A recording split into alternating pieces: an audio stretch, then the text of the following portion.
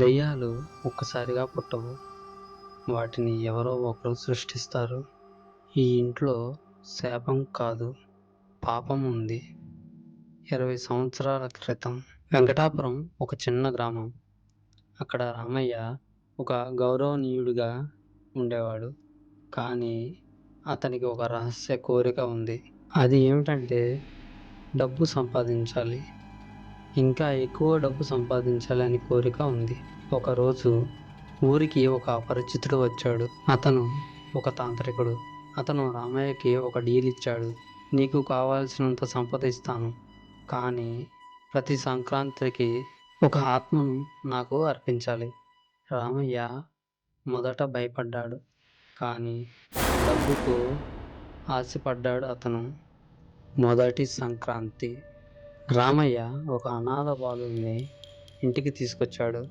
ఆ రాత్రి ఆ ఇంట్లో ఒక రక్తపాతం జరిగింది. ఆ బాలుడి అరుపులు ఇప్పటికీ ఆ గోడల్లో ఇరుక్కుపోయాయి. అప్పటి నుంచి రామయ్య ధనవంతుడయ్యాడు. ఇల్లు పెద్దదయ్యింది, కానీ ఆ ఇంట్లో ఒక వింత మార్పు. గోడలు చల్లగా మారాయి.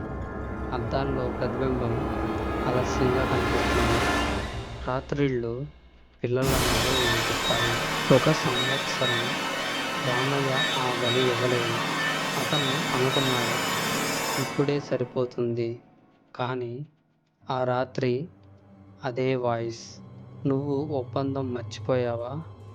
ఆ రాత్రి తాంత్రికుడు తిరిగి వచ్చాడు, కానీ ఈసారి అతను కోపంగా ఉన్నాడు. నువ్వు ఇవ్వకపోతే నీ దగ్గర ఉన్నదాన్ని తీసుకుంటాను అన్నాడు. అంతే, ఆ రాత్రి రామయ్య కుటుంబం ఒక్కొక్కరిగా మాయమైపోయారు. అతని భార్య, అతని పిల్లలు, అందరూ. చివరిగా రామయ్య ఒంటరిగా మిగిలిపోయాడు. అతను ఏడుస్తూ కూర్చున్నాడు. అప్పుడు అద్దంలో అతను చూశాడు, కానీ అది అతని ప్రతిబింబం కాదు. అది ఒక నల్లని ఆకారం. అది నవ్వింది మరియు అతనితో ఇలా అంది, ఇప్పుడు నువ్వే ఈ ఇంటికి కాపరయ్యి.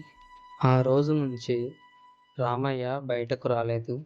ప్రతి సంక్రాంతికి అతను కొత్త ఆత్మలను తీసుకురావాలి, లేకపోతే ఆ ఇల్లు ఇంకా బలంగా ఆకలితో మారుతుంది.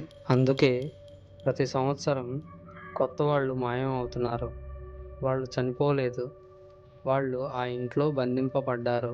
ఆ గోడలపై ఉన్న ఫోటోలు అవి ఫోటోలు కాదు, అవి ఆత్మల జైలు. వాళ్ళు అక్కడే చిక్కుకుపోయి ప్రతి సంవత్సరం కొత్త వాళ్ళని పిలుస్తున్నారు, మేము వస్తున్నాం అంటూ. ఇప్పుడు నీకు ఈ కథ ఎలా తెలిసింది?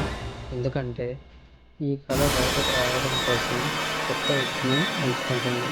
మరి ఈ వీడియో చూసిన నువ్వు తర్వాతి టార్గెట్ కావచ్చు. ఇలాంటి రియల్ హారర్ స్టోరీలు మీకు నచ్చితే లైక్ చేయండి, షేర్ చేయండి మరియు సబ్స్క్రైబ్ చేయడం మర్చిపోవద్దు. గంట సింబల్ని ఆన్లో పెట్టుకోండి. మేము చేసే ప్రతి వీడియోను అందరికంటే ముందు మీరే చూడండి. ఎందుకంటే తర్వాతి కథ ఇంకా భయంకరంగా ఉంటుంది. Thanks for watching.